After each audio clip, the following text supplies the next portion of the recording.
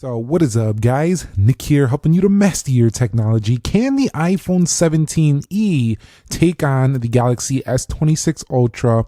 Let's see how good the performance really is, and if this phone can actually stack up next to a twice the price phone right here. This is the iPhone 17e, and this over here, Galaxy S26 Ultra. Let's go ahead and begin with a boot up in 3, 2, go, and see which one can get there first. Now, the reason I mentioned that this is 17e is because you really can't tell the difference between that and the 16e, but we'll showcase that in the specs in a minute here. But we are looking at 8 gigabytes of RAM, the Apple A19 chipset.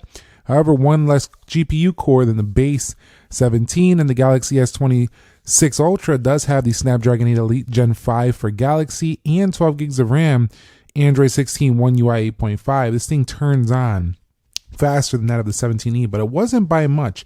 And what spurred this video idea on was I was reading some comments in my previous video, people saying that I purposely chose the 17e over more premium phones, and they just weren't willing to pay that. But so that I think it's pretty interesting to see, can these budget, or I wouldn't say budget, but these phones like the 17e, these mid-rangers, stack up, or do they do enough to compete with the larger phone, or at least they're worth getting over paying that extra money. Let's go ahead and get into the biometrics now. So when it comes to unlocking the iPhone 17e, you'll see as we swipe in, the phone itself just kind of doesn't look super smooth with its 60 hertz refresh, but although the animations look nice, after a few tries goes in really simple, but the animation doesn't look quite as smooth as you'll see right here on the Galaxy S26 Ultra. I was still thinking about the 17e there, but you could see if I just look at the phone, it just flies right in. It could bypass the swipe. So not only is that faster to unlock, it's not super easy to fool it anymore either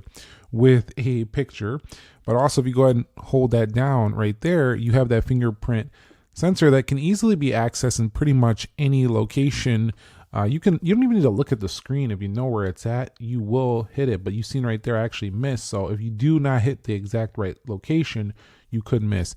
I think getting into the S26 Ultra is a faster phone, not only to turn it on, but also to bypass into the lock screen, and it also looks nicer and smoother when doing so. You see that flying effect was very smooth. So you kind of see the differences there between a mid-range phone and a premium phone. However, if we were looking at maybe like a Pixel 10a or something of that sort with a smoother refresh, this probably wouldn't even be a topic of conversation. So I do think we need to see the higher refresh on the future of the E line. Let me know if you agree down below. So when swiping through here, you'll see that the iPhone 17e generally flies along just like most other iPhones.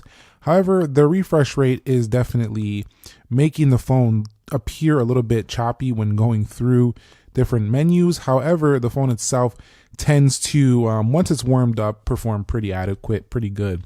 Most people won't even notice a difference when they're not comparing side by side, but if you do see it in the store and then you pick up the 17 Pros or whatever right next door to that phone, you will definitely see this difference. But I do think for what it is, it's a pretty impressive phone overall in terms of performance. Now, for the Samsung Galaxy S26 Ultra, because just like other premium phones with its higher refresh, you can see that it looks snappier, smoother, faster. Now, I will say that this not only looks faster than the mid-range S17e, but it also does tend to look even snappier and way faster than even some of the higher end iPhones. So the Galaxy is really on another level. And in terms of navigating the phone itself, you are going to get through things pretty much quicker. Definitely, it feels about 50% quicker. So just in regular use, it kind of feels that way on the Galaxy S26 Ultra versus the 17e. But which one can launch these apps first?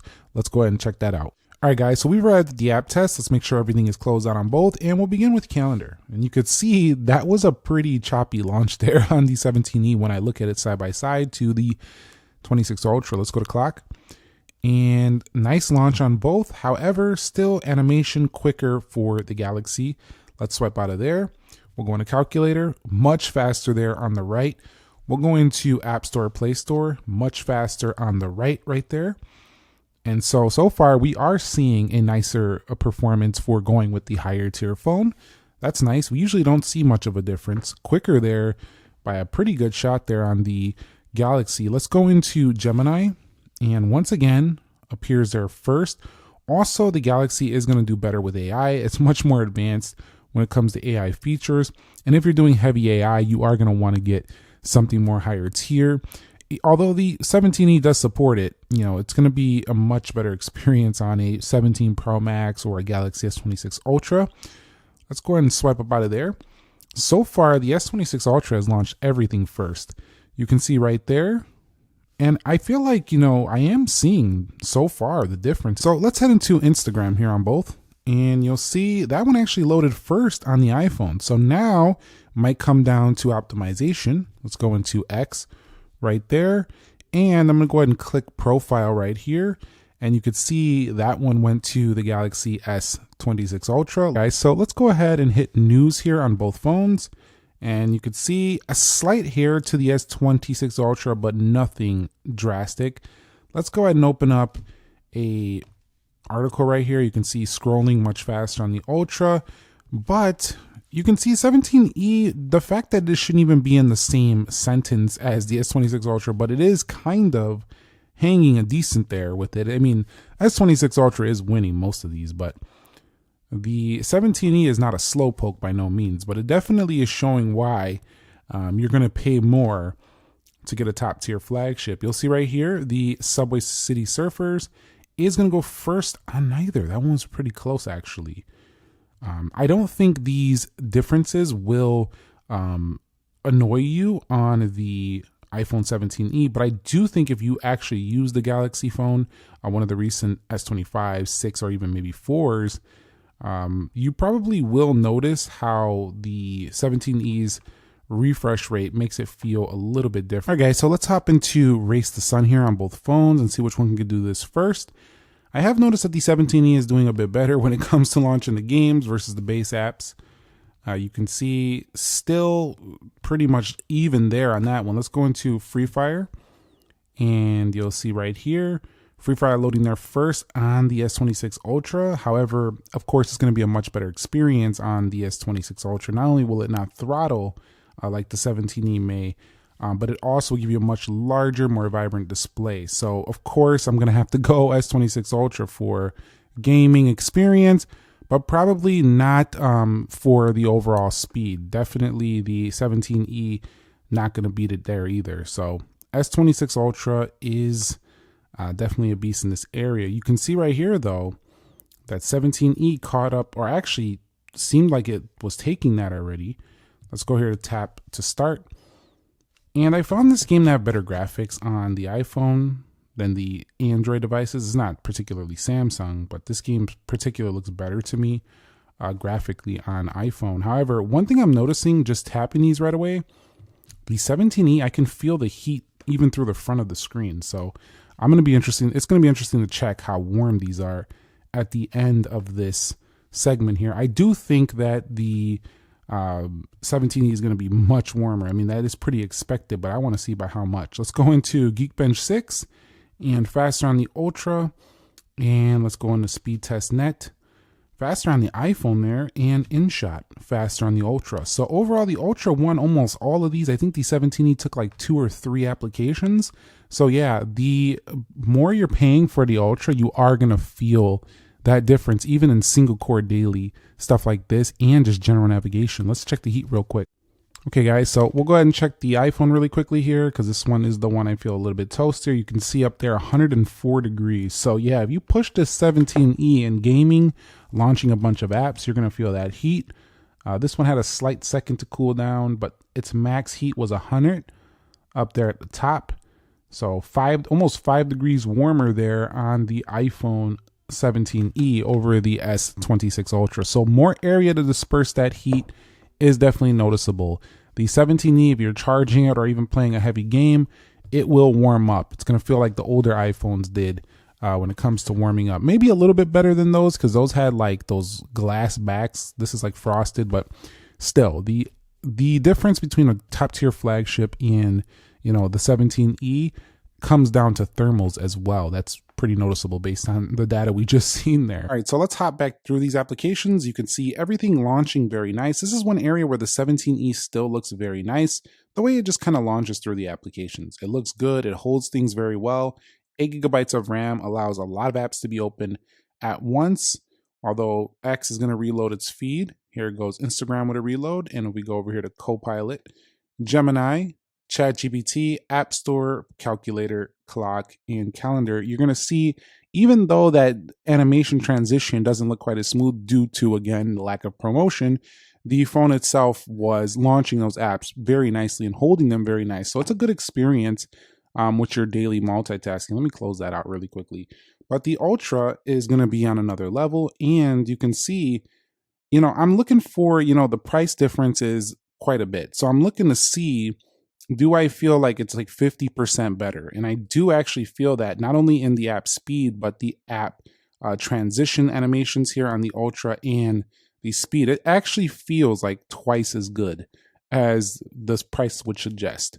So yes, is the iPhone 17 going to do the job? Yes. But is this twice as good in the price? I would say yes. And here's our final Geekbench 6 scores. And you can see that we got 3264 on the iPhone 17e and 3556 on the Galaxy S26 Ultra. You can see that this would actually make a lot of sense, because in our app test, the Galaxy was a little bit ahead in just regular stuff, and the iPhone is pretty close there, and the score indicates that. But you can see here in the multi-core, the Galaxy pulls way ahead right there. I wouldn't say these scores show a 50% difference in price to performance, though. So let's see if that changes in the 3D Mark Extreme test. We'll be back. You can see here in Wildlife Extreme, we do have ourselves a 5793 on the right and a 3608 with an average frame rate of 34.69 on the right versus 21.6. So yes, the Galaxy S26 Ultra is going to just absolutely dog walk the iPhone 17e in daily performance in terms of games. Where the 17e will still do good though is in most everyday tasks, but the heat is just you're gonna feel it in the heat. And also you're probably gonna see throttling on terms of our graphics not looking as smooth as you continue to play this. And you can see after running that benchmark 106 degrees now with the Galaxy. Let's see its highest point. Was it 104? Did we hit 107? That wasn't on this phone, was it? Yeah, I don't see 104. So this one was getting pretty toasty under load as well. So pushing these phones both can get pretty warm. However, I do find that there's just more surface area on the Galaxy to just kind of disperse that heat. You feel it more because it's compacted into this smaller chassis of the iPhone 17e. All right, guys, so what I want to do is simulate a quick real world test here of using these phones and see how they tend to perform. So I'm just going to do a few little tasks here. I'm going to bounce through here. Let's open up some news and go ahead and read an article really quickly here. We'll go into technology. And so let's say I'm reading a quick article, this one right here from The Guardian, and let's go ahead and X that out. And then we're going to scroll over here until we go over here to Instagram. We'll check out some of my photos here, see what's happening, and we'll check out this post from last year. And let's go ahead and swipe up out of there and then scroll back over to calendar. Maybe we need to see what's happening in a couple of months here. And as you can see, as we run through these things, let's go ahead and do a quick little chat here with Copilot. What is the best iPhone coming in 2026? Let's just go ahead and do a quick query right there and see what happens here. You can see it'll be thinking for a second. And of course, it's just going to go ahead and use your internet data to go ahead and pull this stuff in. But you can see you'll be able to do stuff like this pretty easily. Maybe the first foldable's coming. You'll see stuff of that sort. You've probably been reading about that a little bit as well. But generally, running these apps day to day, you can see no potential real slowdown. It's just the 17 doesn't go across the platform as fast or as smooth as a ProMotion. Now let's kind of emulate a similar experience here on the Galaxy. Let me close out news and relaunch it. So we'll go over here and you could see as we fly through doing stuff, you'll see, let's open that same article and we'll go ahead and X this out really quickly. And you could see you can swipe a little bit faster. Not that you will, but it's also looking a little bit smoother there for sure. Let's hop over in a Play Store. That's good. How about we go look at my page? And you could see the actual loading, the actual launching looks just nicer here. It just looks faster and you can feel it. But it's crazy to me how the 17E can even be in the same breath or sentence as this phone. And I've heard some comments of people saying, well, you're not really pushing these phones to their max abilities. Most tech reviewers don't seem to get there. I've heard comments like that. And the bottom line is, you might be right, but I think almost nobody is really pushing any of these phones to like their absolute max. Like how many? There's probably a niche amount of people doing that because they've overpowered these phones. So essentially, to me, I do think that the consumers are going to be pretty happy for the price with the 17E. But you do tend to feel that you're getting what you're paying for with the more premium phone. But you are paying for it. It's not like you're getting it for free or cheaper. Unless you do a trade-in, you'll get it a lot cheaper. Let's go ahead and do one wrap-up thing before we get up out of here. We're going to do the speed test net. We're going to see how fast the internet goes. And we'll start over here with the 17E. Let me go ahead and get on the same network here before we go ahead and do that. And we are. Now, this area, I do think the Samsung is going to win by a substantial margin. We're at 612 on the upload, probably not, or on the download, not on the upload, but I do think on the download. Okay, guys, so let's run one here on the Samsung Galaxy S26 Ultra and see what happens. Like I said, and as I expected, a substantially faster download. And I actually noticed this in the real world as well. The Galaxy S26 Ultra tends to give you not only faster than like the iPhone Pro, but even much faster than the iPhone 17e. So if you're looking for much faster speeds in this department, like communications, Wi-Fi, 5G, I do feel like the 17e, while good with its C1X, the second gen of that modem in there, I still think the S25 or S26 Ultra gives me just probably a much better overall download. That's just kind of how I've been feeling about it and noticing in the real world practice. So we're going to wrap it up here. 17E put up a good battle, but to me, we already knew the result that the S26 Ultra was going to be faster, but the conclusion and the thing I was looking for here is, does it justify the extra cost in just the area of speed? And I actually think it does. If you care about performance and RAM management, smooth feel, the S26 Ultra, going from a 17E to this, or deciding, do I want to save the money and get this? I don't think it's going to be worth it if you care about performance. We can also deal with the 17E versus the 17 Pro Max if you want to see how it compares against its big brother, the 17 Pro Max. So let me know your thoughts down below in the comments. If you found this mid-range versus flagship battle interesting, informative, or entertaining, do me a favor, click that like button for me. Subscribe if you haven't already, and I'll catch you on the next one. Nick here. Be sure to be well, and peace.